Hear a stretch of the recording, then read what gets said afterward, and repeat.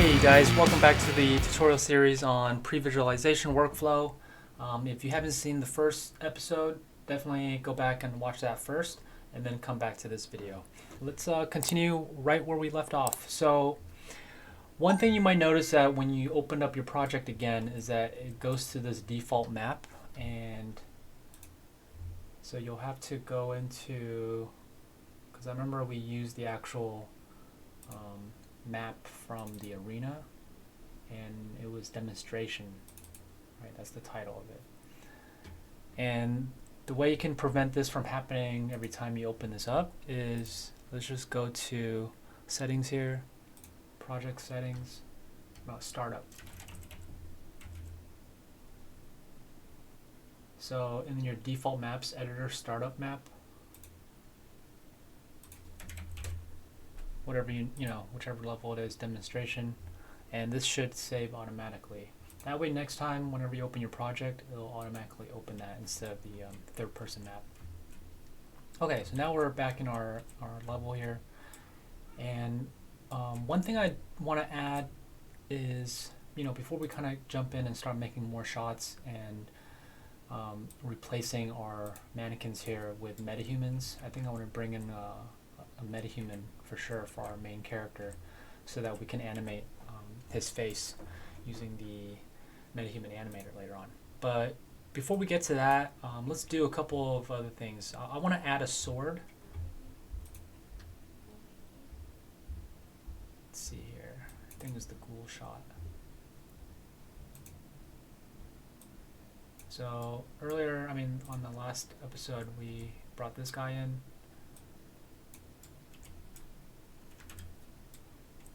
He looks pretty cool, but I want to add a sword in his hand. Right, so let's do that.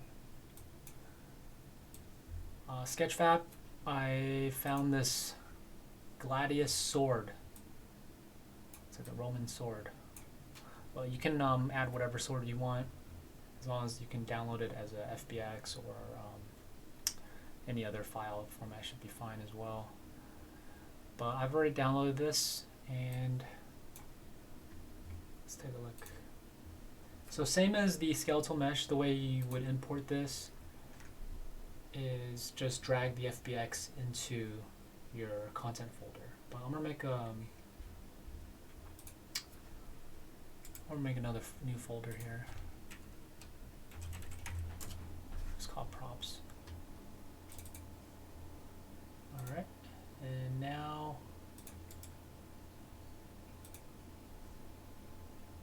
going to extract the zip file, and you'll see it has a source folder and a textile folder. So we're basically going to build the materials again. It's pretty much the same as what we did last time. So I'm going to drag the FBX as well as the PNG files, which are the textures. Drag it in here. You can just use default. Alright, ignore that error thing. Alright, so now we've got our sword here. Shift Control S just to save these. That's what happens when there's an asterisk. It means it's not saved. Okay, so let's build the materials first. So let's see. This is the blade material. And there's another material that I created, but I think this should do it. Let's see what happens. So you can see down here it says diffuse, which actually just means the color. So delete this, plug this into the color, plug this into the normal. You can see it says here normal, roughness. Okay, apply, save. I'm going to rename this material. I like to name my materials with M underscore, and usually it's exactly the same as what the static mesh is, just so that you can find it easily. Alright, so now open up this, and it's already okay, so I guess it has two material slots. One is the blade, and the other part is sword bronze for bake.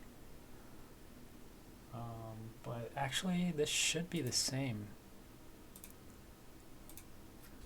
because sometimes, let's see what happens.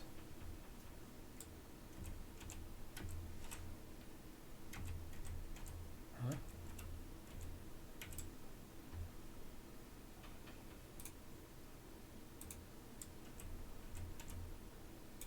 Oh, because this was isolated, right? Okay, now I can see the entire sword. So I had that isolated earlier, so it wasn't showing. So yeah, this looks good. Yep, okay, so that looks good. Save. Can get out of this.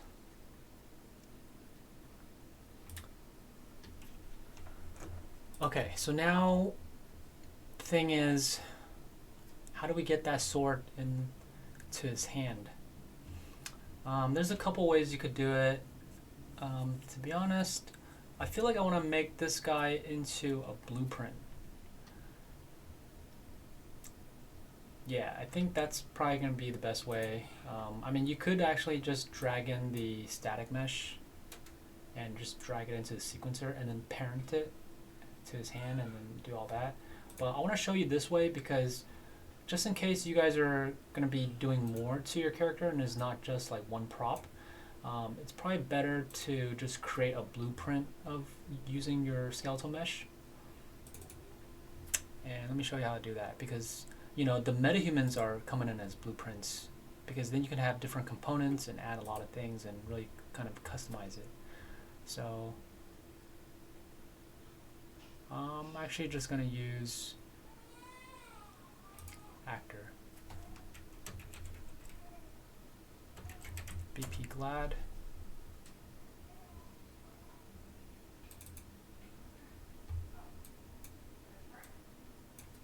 And you know, using actor is just like a really simplified version of it, just because I know I'm not doing too much with this character. So here I'm going to go to the components. You're going to add the skeletal mesh. Okay, so that's going to be, you can name it, doesn't matter. Glad. And then we're going to add the static mesh, which was the sword, right? And then on the right hand side here with the details, this is where you can choose what static mesh that is. So I think it's called Gladius sword. Okay, and then the same is for the skeletal mesh here. We're going to find our glad character, which is right here. Compile, save. One thing we actually want to do here though, just to make this easier, so that the sword is going to be, you know, connected to his hand. We're going to find the skeletal mesh just by clicking the folder icon right here. Open this up so that we can get to the skeleton. At the skeleton, I'm going to add a socket to his right hand. So we'll look for his right hand bone. Search hand. The right hand. And right click, add socket. And this is basically, you know, a socket that you can attach things to, props mostly, but it could be anything really. I'm just going to name this R and sword socket. And then here, right click again, add preview asset, and let's find our sword. Okay. And we'll use the transform gizmos here to kind of place it in his hand. You push W and then you'll get into this translation. And yeah, definitely it needs to be smaller as well. So if you press R, you get the scale. Make sure you're gonna do the middle so that it, and I can click that off so it's not snapping. So now we can make it, it's probably too small.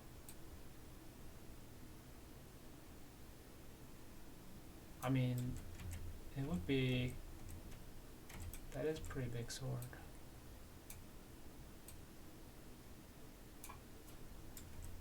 I don't know if that looks kind of, is that how big those swords are? It could be a little bit smaller, I feel like.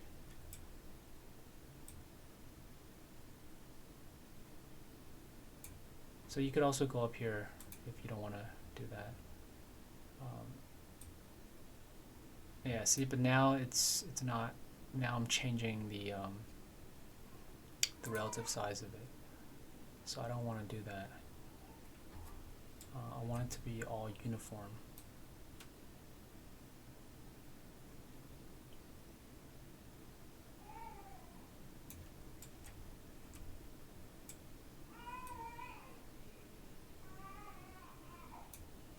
That's good. And just try to place it as, you know, as close as possible to where you want it. Okay, that looks good. Save that. And the reason why I did that is because now we can take this sword and we can see where it says parent socket. Now you already see it. It's the R hand sword socket. And you see how it just matches right into his hand. Snaps it right in there. Right? If it's not right in his hand, you might have to zero out your transform. Sometimes that happens where there's like transform right here. Make sure that's all zeroed out. Compile. Okay. So now if we go back into our scene, I'm gonna have to replace this with the blueprint that we've just made, because now the character is actually the blueprint right here. And the way I would do that is just drag him into the scene first.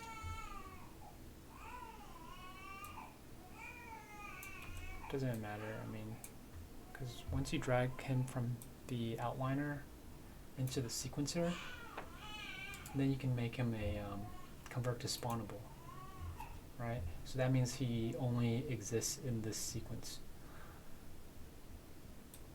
And let's see here.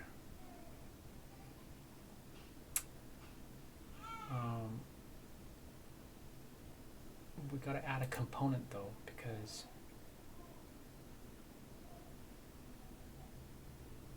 we want to add animation for sure.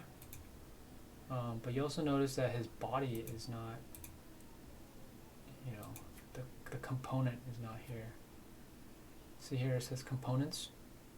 So let's bring his body in here so that we can add the animation, which is going to be the same. Let me see if I can actually just, should be able to just copy this over.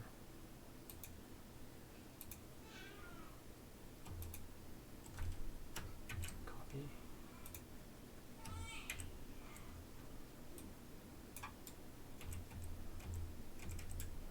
Look at this. See, the animation is copied right over because it's using the same skeleton and it's the same asset. So now I just want to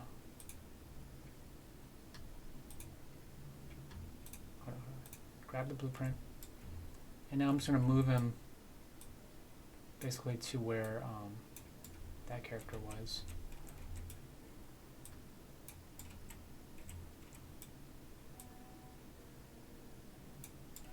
Okay, but he's back at his original size. So I believe we had made him like 0.8 or something.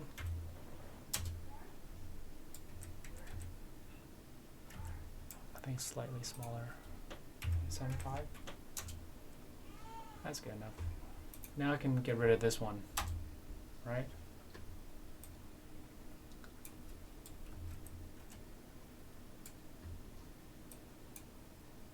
So now we have our shot that we had before, but now he's holding the sword. Alright, now we're gonna add a metahuman so we can actually get our main character. And to do that, we go into make sure you actually have the Metahuman plugin. So you're gonna have to go, you know, I already downloaded mine, but yeah, you'll go into Marketplace and search Metahuman plugin, and then once you download it to your library, you'll be able to install the engine. So I haven't done this yet for 5.3, so I'm gonna go ahead and install the engine.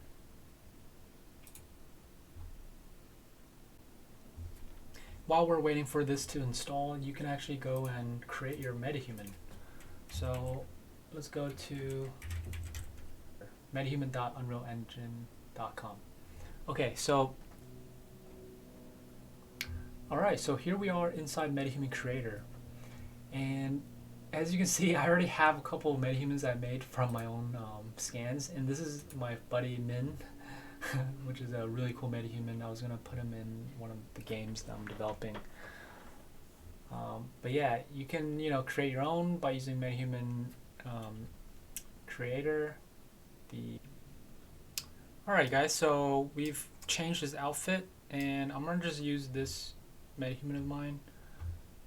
Alright, so the way you access your Metahuman once you've designed your own Metahuman is you go up here, add, open up Quixel Bridge, and then on the left hand side you'll see it says Metahumans, and then if you go to My Metahumans right here, that's where you'll have your Metahumans that you've created, if you did that. If not, you can use one of these, but essentially what you need to do is click on and make sure it's downloaded, so you'll have to hit this to download. Make sure it's highest quality if that is what you're looking for, although just keep in mind this is going to take a pretty big toll on your computer depending on what your system is like. But basically you will download our character, and then once it's downloaded you'll hit that little blue button like here and export, and that will bring the Metahuman directly into your level. Alright. Alright, so our Metahuman has finished downloading, and now you'll see that it'll say downloaded here, and you'll see this little blue arrow. That's when you can actually click on it. Well, what is this first? I don't know what that is, but let's export this, and that will export it directly into your content drawer. So if you open this up now, you'll see there's a little folder called Metahumans with the name Byron, and this is your Metahuman right here, the blueprint right here. So we can actually just drag this in. Yeah, it might crash. So Metahumans, yeah, it's very performance heavy. Okay, so there's some missing plugins I have to enable, live link. Right, okay. So go ahead and enable these, as well as whatever they ask you here, groom plugins, and we're gonna have to restart. Go ahead and save that, restart. Alright, so we've restarted. For whatever reason my default map didn't get saved. So once again I have to go into Arena, Maps, Demonstration.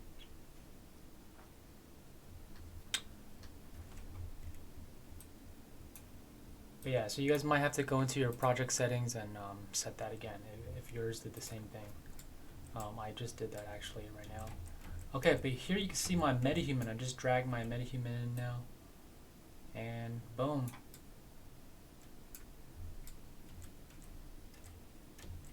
The face is turning blue. So there's this weird thing with the LODs. I don't know if it's gonna happen right now. So in here you can see I've got my Metahuman in here, and I'm just gonna go ahead and replace him. Replace our Quinn with our Metahuman.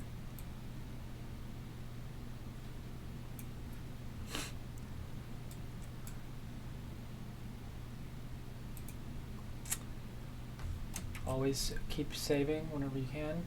So if we go into cinematics, let's go into our first, or let's look at our, I'm gonna rename this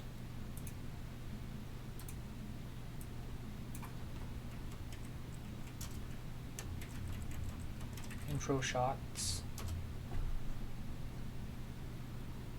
because it's 2 shots, right?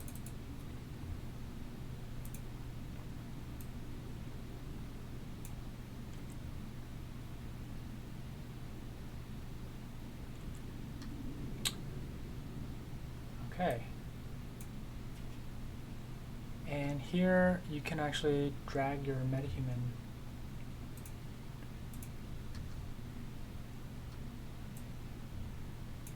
into the sequencer like this. Alright. And notice it already has like this control rig, which is super sick, because it comes with like this crazy control rig which you can use to really animate it. Has a lot of control over it. But right now we don't really need the control rig, so you can delete that, because actually if you have the control rig on, you won't be able to add the animations. So yeah, right now he doesn't really have any animation. Check this out. If you go into mannequins, and if we take the skeleton, I'm going to go to the skeleton, and then go to Windows details, no, asset details, and if I say that this is the same, is compatible with the Metahuman skeleton, save that, and let's see what happens here. Because they're technically supposed to be the same. So we haven't done any retargeting, right? So now we go into the body and we go to animations. We should be able to have the, yeah, these animations. So we'll bring this animation in and just kind of like drag it into place.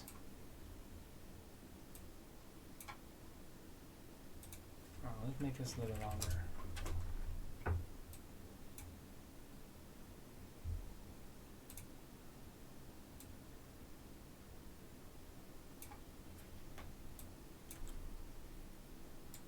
You see? All we did was say that the 2 skeletons are compatible with each other, because they are. They're the same skeleton essentially. So now this body can use all of the animations that the SK mannequin has. Let's see, jump. Let's get the jump one in here.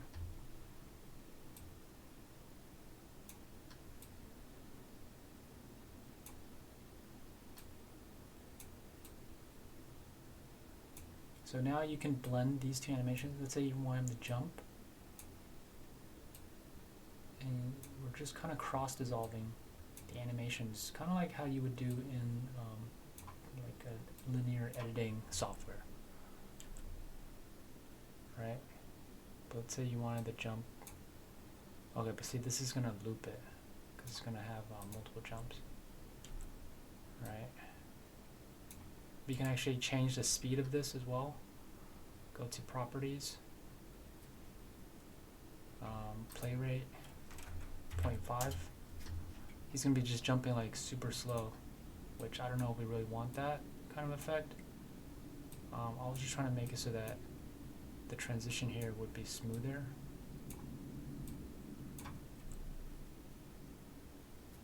See that? But anyways, I'm just kind of giving a demo of how to bring in different animations and do this. There are some free animations that you can also use that are on the Epic Games Marketplace.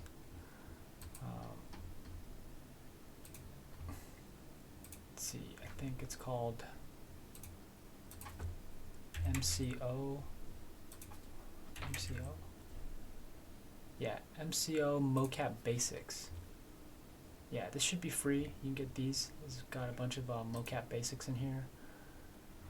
And yeah, later we're gonna actually record the animation using Rococo mocap suit, and then we're gonna bring that animation. I'll give you guys the animations that I record, and then we'll clean it up and bring it into the level here and use it for our scene.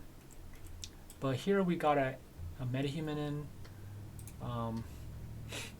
We can use this character for now as like a stand-in. Same thing, drag her like that into your level sequence. Right, but we're gonna get rid of the control rig.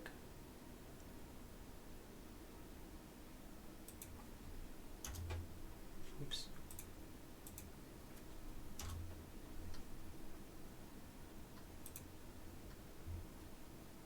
And why is the animation blueprint though?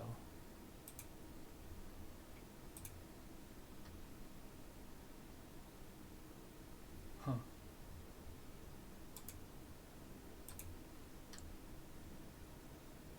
Interesting.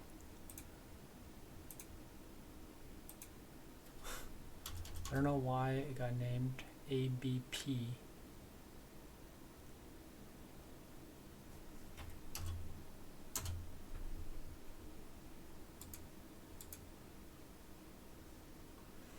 Anyways, we've got our two shots here. We can kind of already block out our scene once we get our animation in. Get rid of this jump because that's stupid.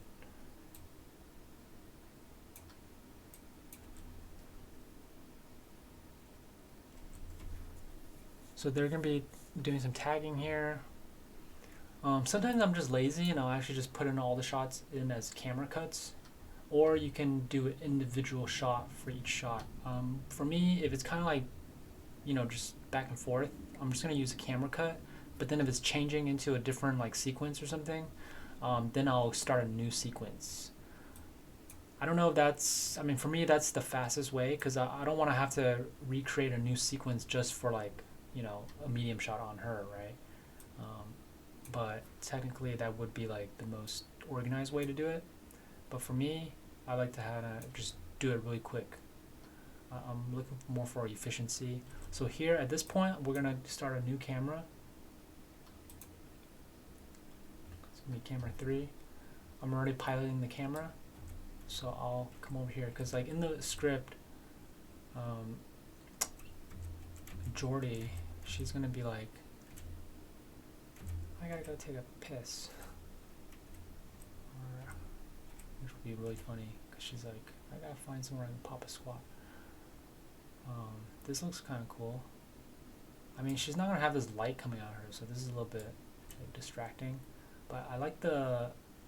We're gonna have to add a little bit of light to hit their face a little bit because it's gonna be pretty dark. It could be cool, like the light is sort of reflecting off of the. It'll just be like bounce light, right? But the camera angle. They could be standing a little bit further away, but the camera would basically be on each of them like a single. Or should it be over the shoulder? No, I like the single. And we probably want this to be on the 50. 50 or maybe 30, I don't know.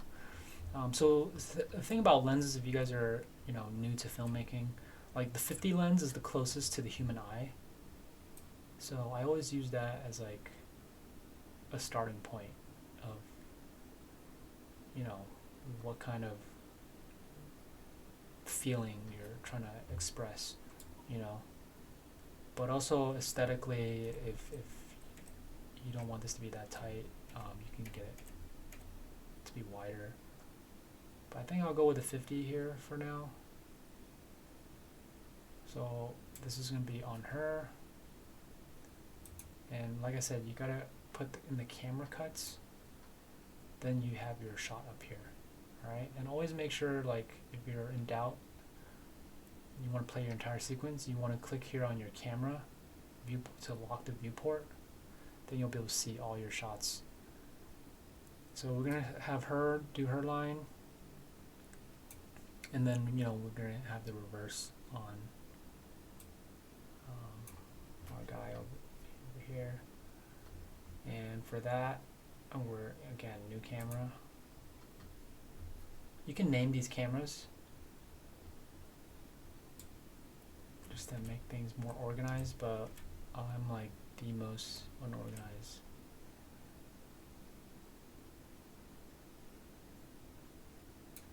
So as long as these two shots are kind of matching up. So for previs, I like to, I like to just go in and play around so I know what my shots are. But ultimately, I'm gonna work with my DP on finalizing these shots, because, to me, film is like a very collaborative process. But I'll first make a previs to kind of show like, hey, this is like what I'm thinking. And then my DP can come in and we can talk about each shot, and we can then kind of explore within this world together as well. But for me as a director, I like to come in with like what I had in mind first, instead of right from the get-go of like, hey, what do you think? What do you think? Because as a director, you should have a sense of like how you want to film it. Your DP is definitely a great collaborator, but ultimately, I'm the one that's more choosing the shots from the beginning. And this is a great way to do that. Okay, camera 4.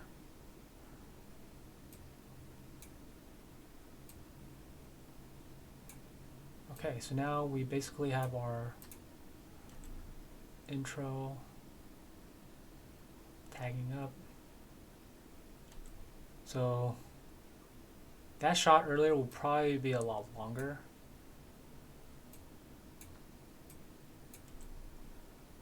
And then we'll have this shot, him do his line. There'll probably be a little bit of movement on these cameras. We can even do VCam, like a handheld, where you take your iPhone and basically use it as like a handheld virtual camera, which we can probably get into if it really does get to that point. Line. And then from here, we're pretty much just staying here, and then we can cut back to that that previous shot. So it's camera 2. That's why it's probably good to label these. Like back 2 shot. I'm like the worst at labeling. This was the first one, right? So this is like vertical.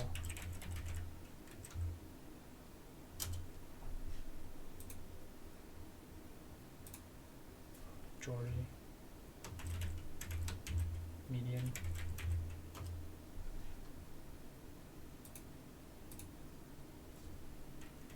There's really no right or wrong way to do this. It's kind of like what really works for your project and for you.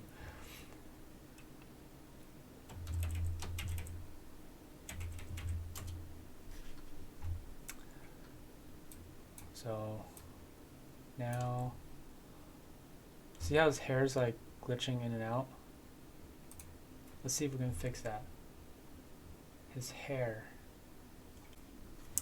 Alright guys, so the way you could fix the Metahuman hair issue is go into the blueprint of the Metahuman. On the left side where it says components, go down to LOD sync, and here force LOD, we're going to put that to 0. Hit enter, save that, or compile actually. Make sure you compile. Save as well, although it should automatically save. Now that stupid hair thing should be fixed. Yeah, okay. Now it's fixed. Now when I cut to that, it won't like glitch out or anything. Okay, so now we've got a few shots here. Cut back here. Maybe this shot should be closer actually. So maybe we do want to see, and you see now it kind of starts getting messy, right? Because now we're doing like a bunch of shots. Let's add another camera. This one is just gonna be a little bit tighter.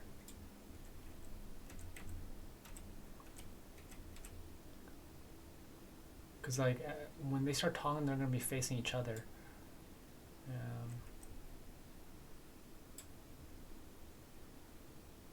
Yeah, on a 35, it's fine.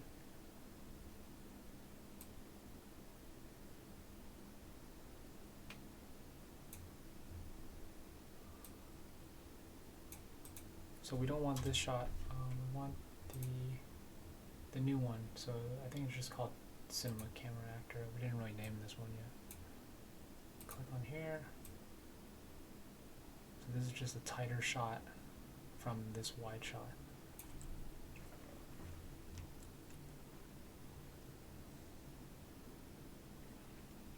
And then from here, Jordy's gonna walk off. Maybe we'll even have a over the shoulder. You know, right now we're kind of just playing. Later, you can really get in there and maybe make each one of these an individual shot or something. So there's a lot of ways you can do this.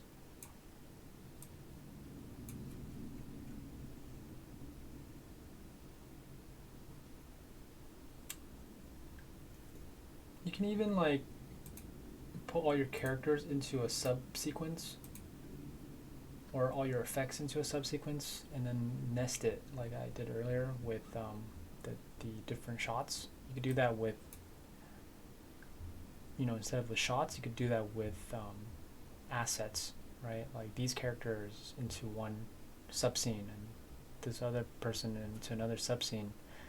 That way you can very quickly edit that stuff once your scenes get a little more complicated. But maybe that will make sense once we actually do that. Okay, but here we want to add another camera. And maybe this one will be more like we see Jordy walk off. So it's going to be kind of like over the shoulder, essentially. Right? Like Lee will kind of look to the left. Maybe he even turns around and is like looking out over there. Just kind of admiring the space. So that's another thing with these shots. Like for me personally, when I do a live action movie, I like to see the blocking from the actors, and then kind of from there I know what shots I want to do, you know, because I'm kind of like letting the actors do their thing, and then I establish my shots based off what action they're doing. I don't want to limit their performances by cornering them into a specific area, although sometimes that is necessary depending on, you know, your location and what kind of aesthetic you're going for. So it's really a shot by shot situation. But for now, just to kind of get an idea of what our story is going to be like, I'll probably put the camera here so that when he turns around, he can kind of be looking there. We can follow him with the camera, and then we can see Jordy kind of walking off.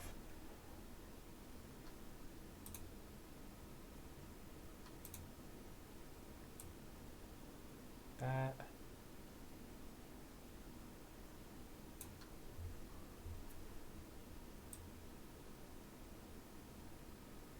And then from there, we'll have him kind of like look around, and then suddenly he hears something, and then there's like a lot of tension. We'll be close up on him. I think this will be one shot where we'll kind of like follow him down here, maybe over the shoulder as he's looking out over there. And then as he kind of turns, he hears something. He's like, huh? Jordy? And he looks, and then we'll have like just a straight insert shot of like his point of view, and then back to him.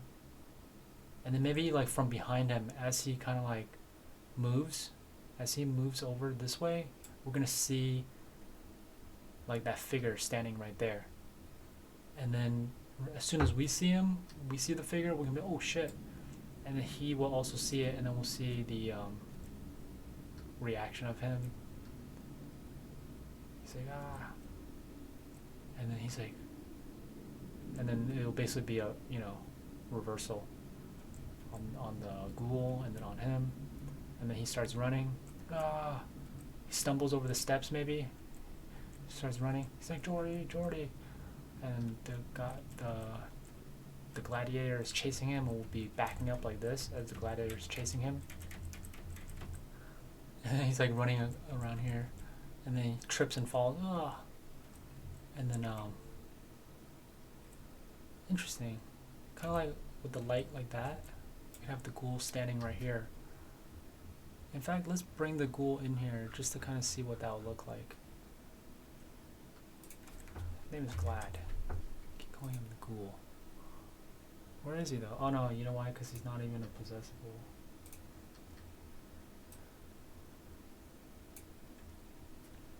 And now we have to resize him again. So I think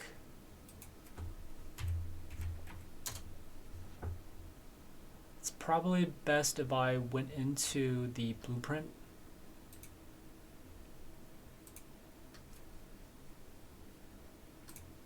Grabbed him. Resized him here. And then from here, I want to put this back to 1. So now he should be the size that I want him to be, but I resized him in the blueprint, so now every time I drag this out or whatever, he'll be the right size. But this will kind of be where he's gonna be like stepping over him, and then he says his line. Because I kind of like the way the light is like right there. Right?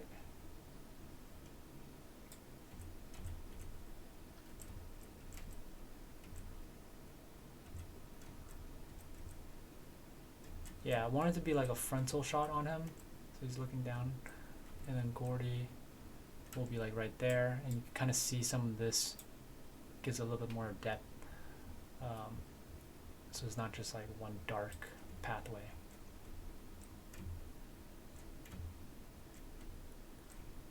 It's kind of nice, you get a little bit of light from this thing on his face, giving him a little bit of, you know, rim light like that.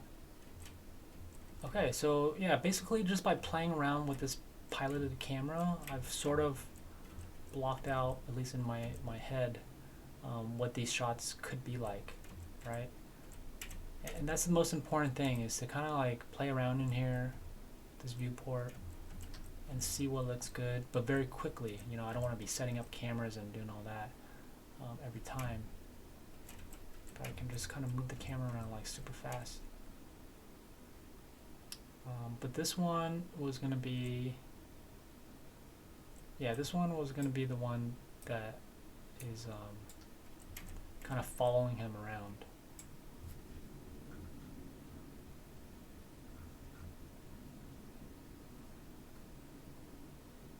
Cinema camera 2,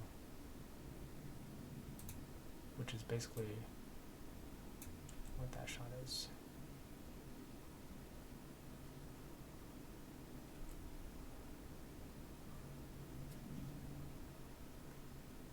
And yeah, this is gonna be cool.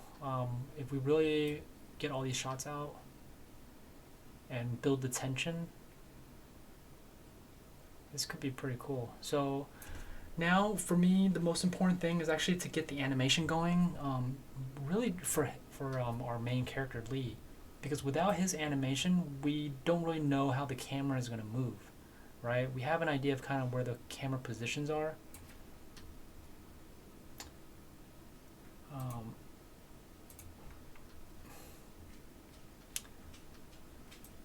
but we don't know how the cameras are going to move, and yeah, we need the animation on them. That's pretty much the main thing. But this is a good block out.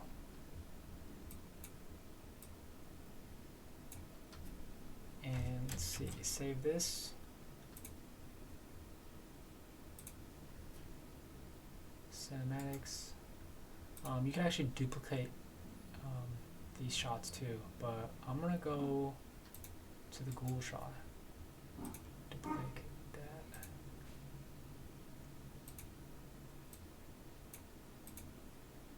Just call it 2.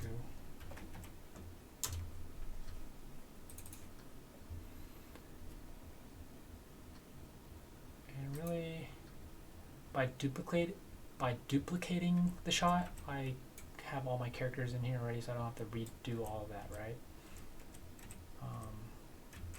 Because there will be a shot from over here.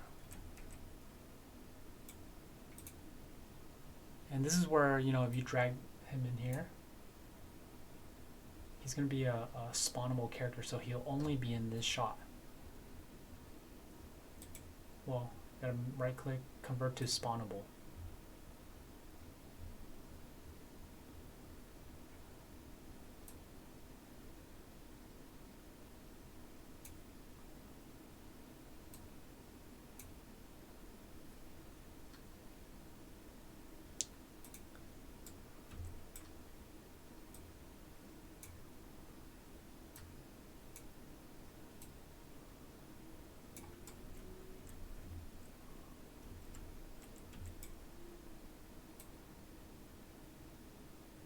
So you want to have like a possessable one and a spawnable.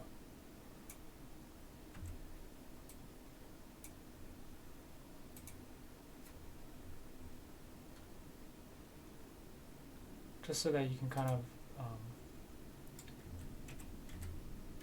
because remember we want to do a shot where he's kind of like standing here. And then the ghoul is behind him.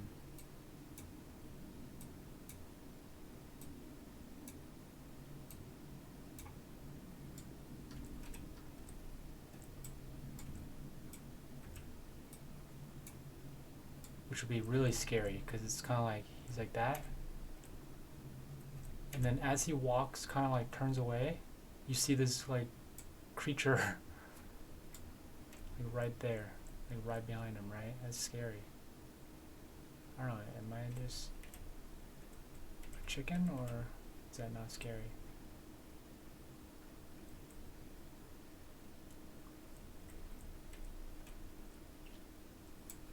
Something like this. Oh, why does it keep doing that? Is it because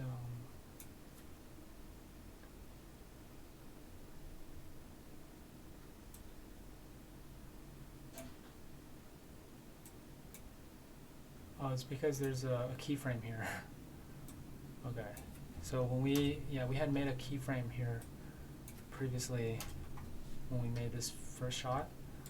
So now it keeps doing that.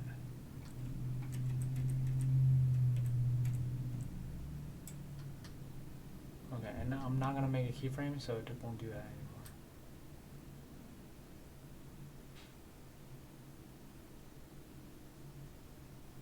Come on, come on.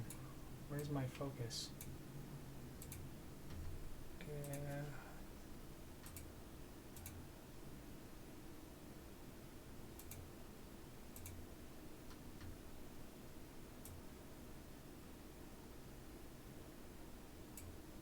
Boom.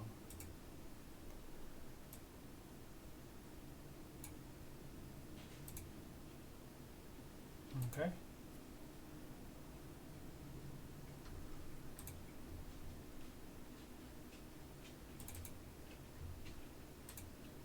But now you notice like our character is gone from here because we moved him.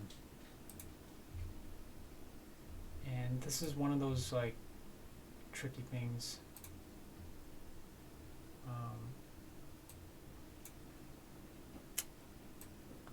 We actually want two of him out here. So now you have one possessable one, and then the other one is the just for that one shot, right? So I wonder if I can just do like this. Assign the actor. Now we have that. Okay. Save that. Now if you close this, you'll still have the Ghoul 2 shot. But, you know, he'll be like here.